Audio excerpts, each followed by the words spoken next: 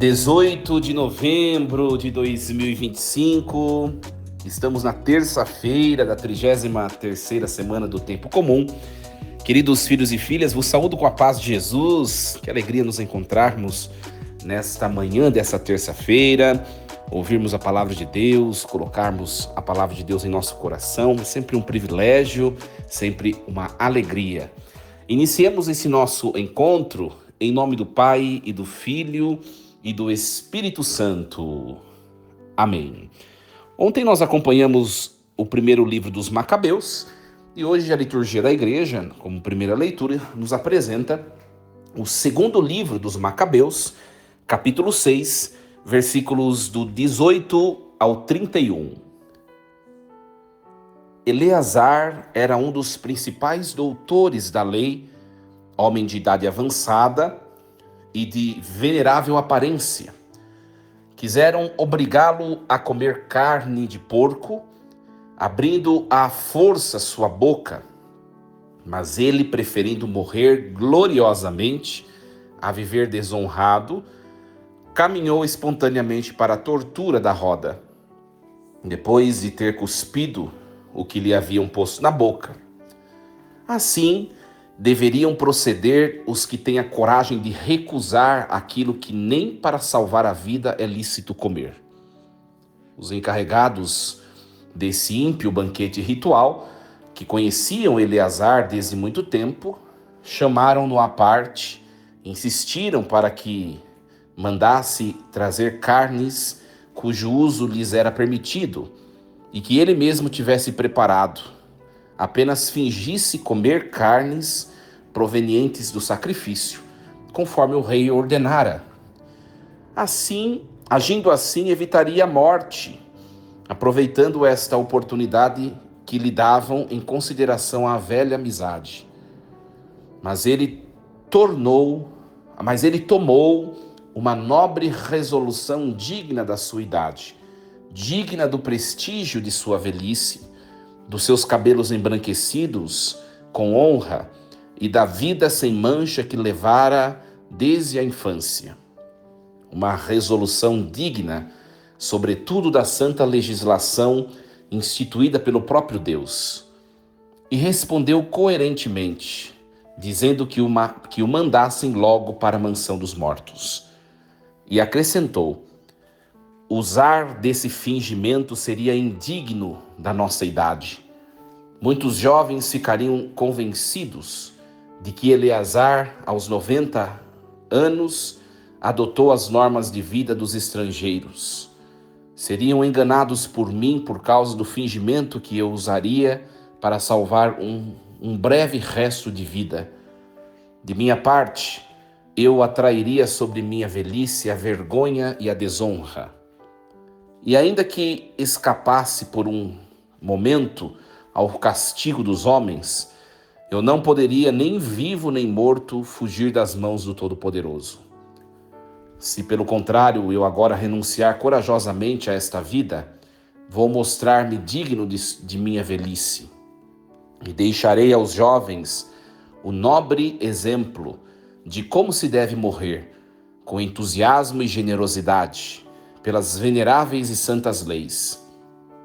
Ditas estas palavras, caminhou logo para o suplício. Os que o conduziam transformaram em brutalidade a benevolência manifestada pouco antes e consideraram loucas as palavras que ele acabara de dizer. Eleazar, porém, estando para morrer sob os golpes, disse ainda entre gemidos: o Senhor, em sua santa sabedoria, vê muito bem que eu, podendo escapar da morte, suporto em meu corpo as dores cruéis provocadas pelos açoites. Mas em minha alma suporto-as com alegria, por causa do temor que lhe tenho. Assim, Eleazar partiu desta vida. Com sua morte, deixou um exemplo de coragem e um modelo inesquecível de virtude, não só para os jovens, mas também para toda a nação. Palavra do Senhor. Graças a Deus. Meus queridos, Que texto fantástico, né? Cada dia a gente se encanta cada vez mais com a Bíblia, né? Com os testemunhos que a Sagrada Escritura nos traz, né? Vamos entender um pouquinho o segundo livro dos Macabeus e depois partirmos para a reflexão desse relato tão, vamos dizer, tão tenso, mas tão emocionante, né? O segundo livro dos Macabeus, minha gente, é um documento histórico-religioso que pertence aos livros chamados deuterocanônicos, escrito originalmente em grego, provavelmente entre os anos 124 e 63 a.C., ou seja, no século I, né, na transição do século II para o século I a.C. Então, diferentemente do primeiro livro de Macabeus, é importante entender a diferença, tá? Diferente do primeiro livro de Macabeus, que é um relato histórico, né? O segundo Macabeus é uma condensação de uma obra maior de Jasão de Cirene, assim chamado, com forte dimensão teológica, né? E agádica, assim chamada. Então, vamos lá. O contexto histórico. O livro ele relata a perseguição do rei sírio Antíoco IV Epifânio, né? Algumas Bíblias o chamam de Antíoco IV Epífanes, tanto faz, tá? Também essa perseguição aconteceu no século II a.C. É uma perseguição desse rei, que era um rei grego, né? Contra os judeus, né? E nessa época houve a chamada Revolta dos Macabeus. Por que Revolta dos Macabeus? Porque, né, nesse século II a.C., o Império Grego, né, vai querer forçar os judeus, a aderirem às práticas pagãs gregas e deixarem os costumes antigos dos seus pais. Ou seja, judeus, abandonem, esqueçam o judaísmo e agora vamos praticar, né? Vamos entrar nessas práticas pagãs. A libertinagem sexual, né? A libertinagem de costumes do cotidiano, ou seja, não existe mais religião, essas coisas todas, né? Das práticas gregas, né? Do chamado helenismo. Ontem eu expliquei para vocês. Então, houve uma família e uma parte do povo que se revoltou, a chamada Revolta dos Macabeus. Ou seja, nós queremos permanecer fiel à antiga lei, porque foi Deus quem a entregou a nós. Nós não podemos trair a antiga lei, tá? Então, algumas ideias. Essa obra, segundo Macabeus, enfatiza a primeira coisa, a soberania divina sobre a história. Mesmo quando tudo tudo faz parecer Deus se ausentar da humanidade, né? Deus está olhando e acompanhando aqueles que lhe são fiéis. Depois, também a obra enfatiza o martírio como uma forma suprema de fidelidade a Deus. Depois também essa obra vai refletir sobre a ressurreição dos mortos como um elemento de esperança fundamental. Ora, eu quero ressuscitar para estar com Deus, então eu preciso ser fiel. É esse o sentido.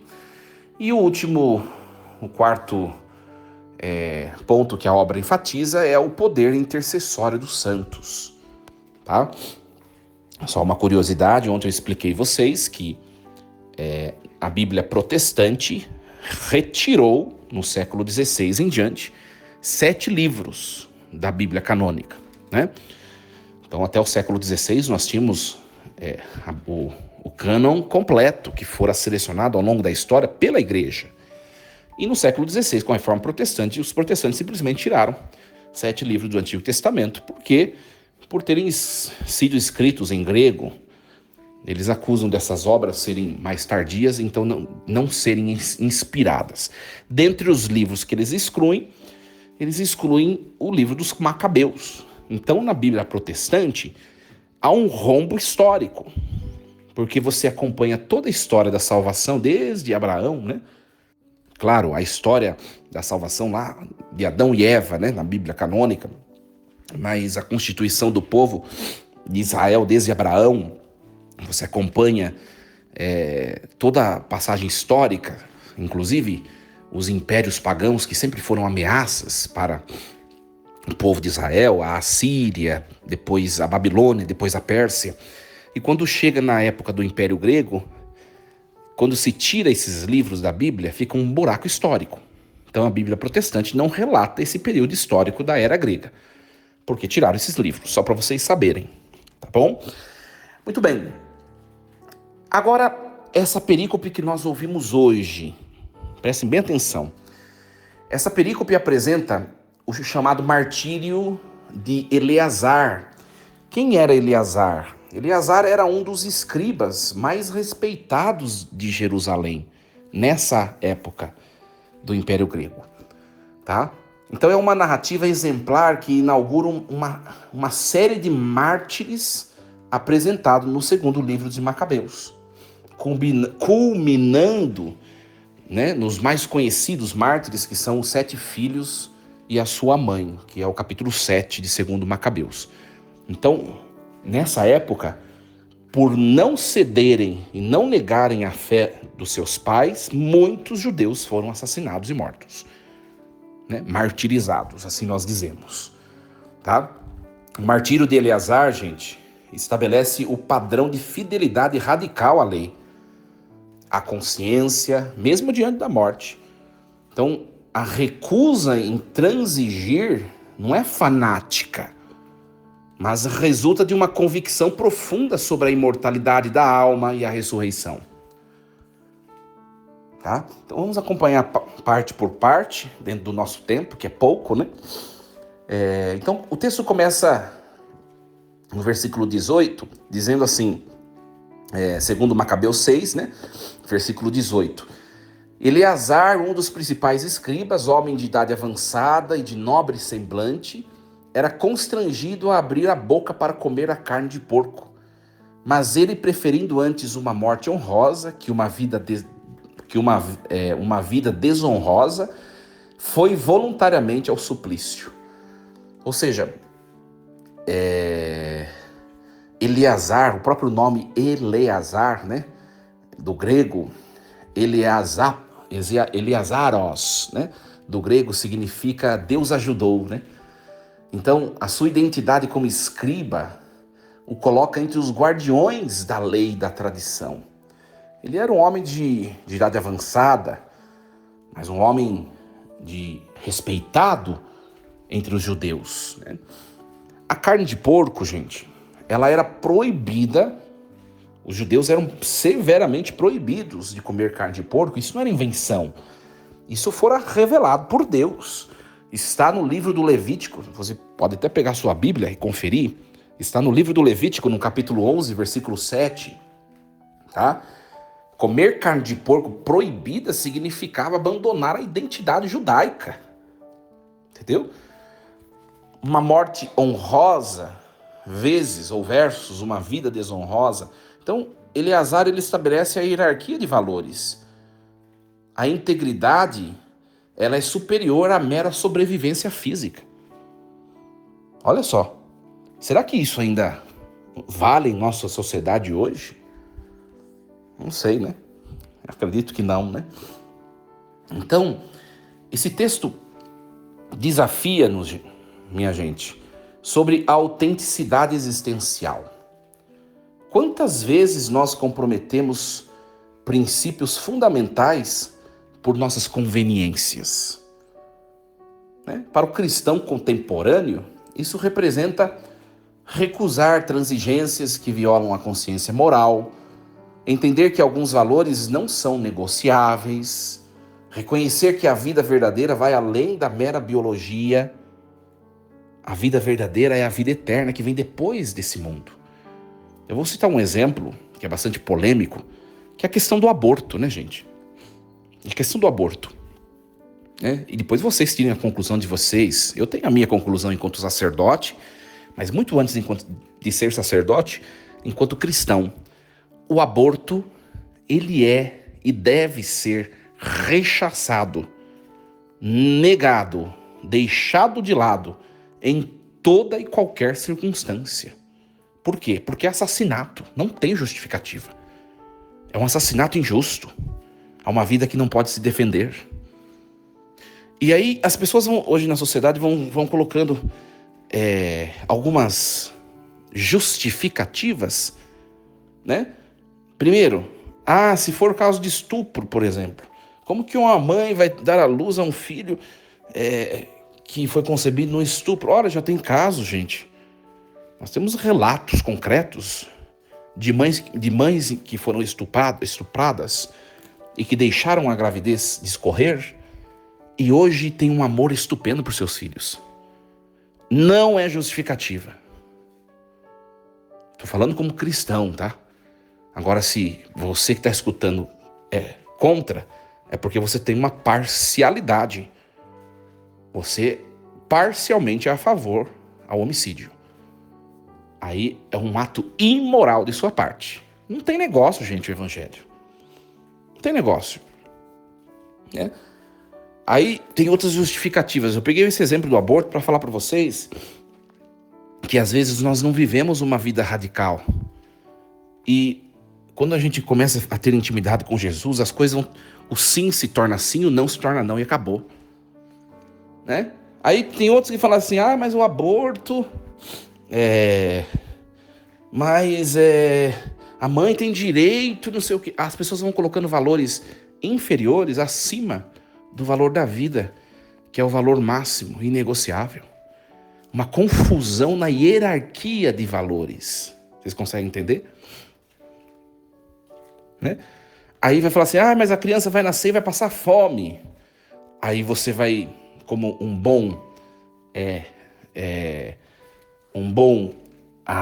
vamos dizer, analista, né, de valores, você vai falar assim, passar fome ou ser assassinado, o que é pior?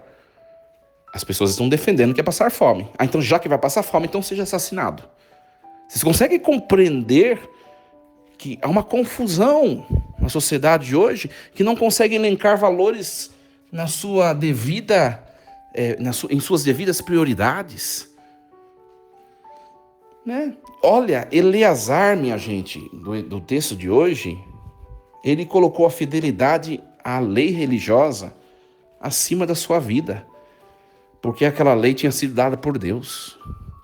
Ou seja, vale mais a minha fidelidade a Deus do que a minha própria vida. E nós vemos hoje muita gente que está na igreja, na fila da comunhão, e que não compactua integralmente com o elenco de valores defendido pelo cristianismo. Nós temos muita gente assim, gente. Esse testemunho bíblico de hoje de radicalidade é um grande ensinamento para nós. E escuta o que o padre vai dizer. Já começou a perseguição de cristãos. A perseguição já começou. Olha a China, né? Olha outros lugares lá, Cuba, olha outros lugares e tantos outros lugares lá. Me fugiu o nome daquele país também, próximo aqui da América Central. Inclusive que prendeu bispos. Já começaram as perseguições. E a tendência, nós ouvimos no evangelho desse domingo que passou. Esse domingo agora.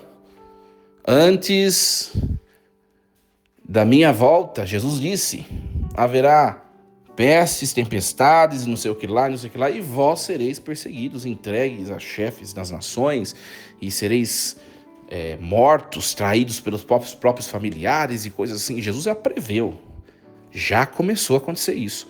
Por que eu estou falando disso? Porque essas pessoas que vivem a religião de maneira parcial, eu vivo naquilo que eu acho interessante, isso eu não concordo, porque eu quero uma vida de cristão, né, frouxa, eu quero uma vida de cristão, vamos dizer, mamão com açúcar, como diz, eu não quero comprometimento com Jesus. Essas pessoas aí, quando começarem as perseguições acirradas aqui no Brasil, essas pessoas vão negar a fé. Tá? Porque ainda é status. Você ir na missa e colocar uma foto do crucifixo da igreja e dizer, né? Como que é aquela frase? Não estou criticando quem faz isso, tá, gente? Mas ainda tem gente que faz por status, não estou dizendo que todos são. Aquela frase, domingo sem missa, semana sem graça. Aí você vai lá, aí você vê a vida da pessoa, a pessoa não tem comprometimento nenhum com a igreja. É status ainda, não status social, mas é um status de consciência. Aí eu fui lá ainda, eu rezei, minha semana vai ser abençoada. A prática religiosa que coloca Deus, que usa Deus, né? Deus é uma utilidade, é uma conveniência. Essa gente, quando começarem as perseguições, essa gente vai negar Jesus publicamente. E nós? Desculpa eu falar firme hoje, de que lado nós estamos? Minha gente, nós já vemos dentro da igreja as pessoas traindo a reta doutrina. A gente escuta, né, de pastores da igreja, a gente escuta de fiéis. Eu, como sacerdote, tenho a missão de ser profeta, né? Só que também eu tenho que ser prudente dentro, no mantimento do meu ministério, né? Porque se não tivesse, gente, a gente saía gritando e denunciando tudo que a gente vê de irregularidades. E já tem gente de dentro da igreja que trai a doutrina, a verdade. E não tem negócio, gente. O sim é sim, o não é não, né? Aí você vai falar, mas padre, mas eu não consigo viver algumas coisas ainda. Eu sou pecador. Muito bem, muito prazer, eu também sou. Mas eu não posso, porque eu não consigo mudar a verdade. E já tem acontecido. Já tem acontecido. Hoje a gente quer relevar muito e o bendito do relativismo, né? Hoje, se tivesse a situação pela qual passou Eleazar na igreja nos dias de hoje, muita gente vai fazer o que propuseram para Eleazar. Eleazar, vem aqui. A gente vai colocar outra carne no lugar da carne de porco e você come como se fosse carne de porco. A gente vai fazer isso porque você é um cara honrado, de respeito, ninguém vai saber. Faz de conta que você comeu carne de porco, mas você não comeu. Ele diz, não, eu estaria traindo a verdade.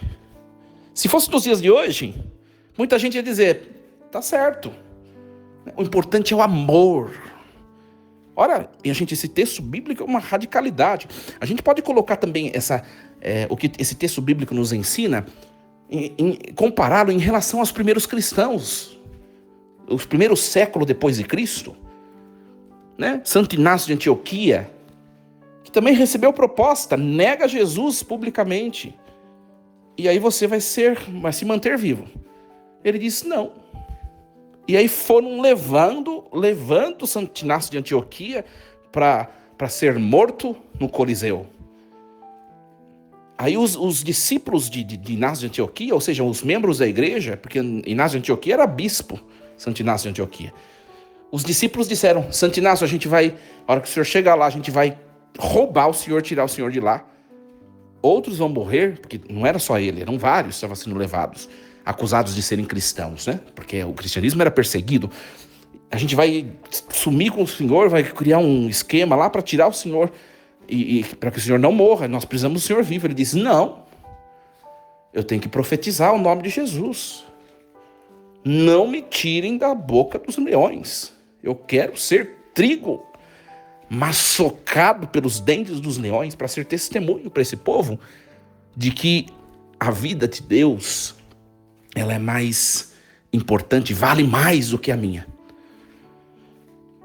E se fosse eu e você, os dias de hoje, esses cristãos que vão na missa hoje, olha, será que fariam a mesma coisa, gente? É uma palavra bastante provocativa hoje, né? Então, nós vemos aqui, os que acompanhavam Eleazar eram movidos por uma amizade perversa, né? Exortavam a que lhe trouxesse carne que lhe era lícito comer, fingindo que era carne proibida. Não, diz Eleazar. Né? Ele diz, eu sou um homem de idade avançada, eu preciso ser exemplo para os judeus mais jovens, exemplo de convicção, de honestidade. Né? E a gente fala, né, será que a gente tem se mantido honesto nas coisas que não são visíveis? Até mesmo na questão da corrupção, do roubo. Ah, mas ninguém vai ver. É só um pouquinho, ninguém vai ver. O que é isso perto? Né? Isso não é nada. Ninguém vai ver. Eleazar, ninguém vai saber que você comeu carne de vaca. Sua consciência vai estar limpa. E aí você mostra para ele, vai de conta que você comeu carne de porco. Não. Olha, depois se vocês puderem, leiam esse texto de novo, gente. Vale a pena. Né? A cultura de hoje, a cultura contemporânea, nos oferece também muitas dissimulações amigáveis.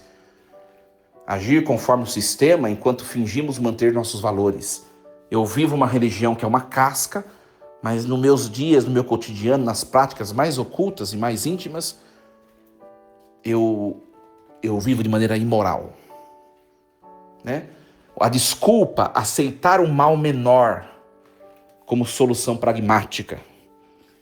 Existe a teologia do mal menor? Existe. Mas isso não é regra. Não é regra. Nós não podemos legitimar a hipocrisia como sabedoria social. É uma grande crítica aos nossos dias esse texto de hoje. Né? Então, para nós cristãos de hoje em dia, nós somos, de certa maneira, querendo ou não, nós somos exemplos. Então, a autenticidade testemunha mais do que o discurso. Né? A morte, ela não é o fim da responsabilidade, ela é transferência para o julgamento divino. Então, a morte, né, encarada por Eleazar, para ele vai ser motivo de honra depois. Interessante o texto, né? Então, nós vamos encerrar, que o tempo já passou bastante.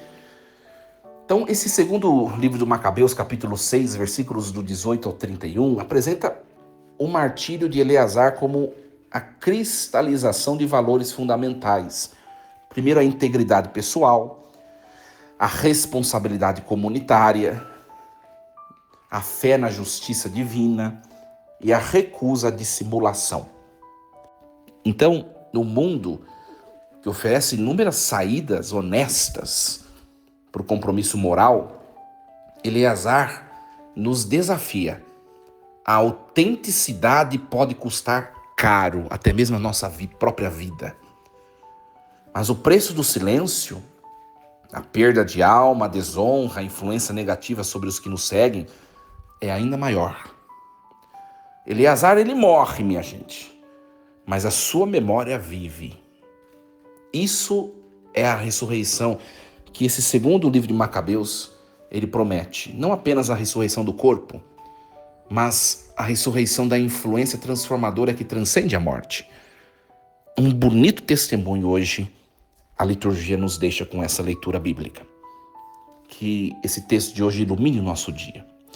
Queridos, desejo a vocês uma excelente terça-feira, com muita paz, muita saúde, muita alegria. Força e coragem, em nome do Pai, do Filho e do Espírito Santo. Amém. E lembremos-nos sempre, Deus está no comando de tudo.